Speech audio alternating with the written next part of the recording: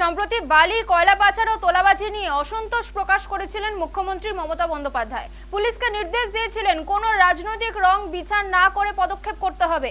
এবার মুখ্যমন্ত্রীর সেই নির্দেশকে অমান্য করে প্রকাশ্য দিবালোকে চলছে বালি ও পাথর পাচার।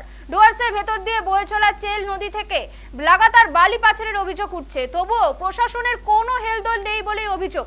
তবে এই দৃশ্য কার্যত বিব্রত করছে পদ্মশ্রী করিমুল হককে। তিনি জানিয়েছেন, অবিলম্বে নদী থেকে বালি পাচার বন্ধ করতে হবে, না হলে ভবিষ্যতে পরিবেশের ওপর এর বাজে প্রভাব পড়তে পারে।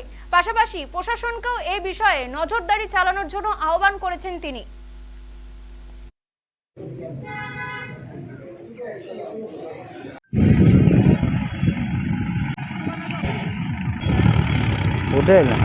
কত খরচা হয়েছে। এইটা তো আমি অনেক প্রতিবাদ করছি। চেল নদী থেকে অনেক বাড়ি বিভিন্ন জায়গায় অনেক লোক নিয়ে যায়, জানি না গভর্নমেন্টের কি আন্ডারে কীভাবে নিয়ে যায় আমরা বলতে পারবো না, এটা প্রশাসন লেভেলে বলতে পারবে। এখানে পুলিশ প্রশাসন আছে, এখানে ব্লক ডেভেলপমেন্ট অফিসারগুলো আছে, বিভিন্ন আধিকারিকরা আছে, ওরা কীভাবে বাড়িগুলো নিয়ে যাচ্ছে জানি না, ওদের রয়্যালটি আছে কি না। আমরা চাই যে জিনিস হোক না কেন নদীটাকে বাঁচাইয়ে আমাদের চলতে হবে, কারণ নদী আমাদের সর্বশ্রেষ্ঠ একটা মারাত্মক জিনিস।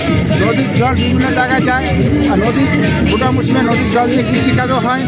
নদীটাকে যদি বিভিন্নভাবে খনন করে তাহলে কিন্তু একটা বিপদের কারণ রাস্তায় আমাদের ভবিষ্যতে হতে পারে। তাই আমি বলবো সরকারকে, আপনারা প্রসিডিওর মেনে, আপনারা নিয়মকানুন মেনে নদীগুলার বালি বদলি আপনারা তুলুন, আমার কোনো আপত্তি নেই। কিন্তু হ্যাঁ, এমন জায়গা আছে সেখান থেকে বালি বদলিগুলা অবৈধভাবে যদি নিয়ে যায় হয়তো নদীটার কোনো ক্ষতিগ্রস্ত হতে পারে, কষ্ট হতে পারে।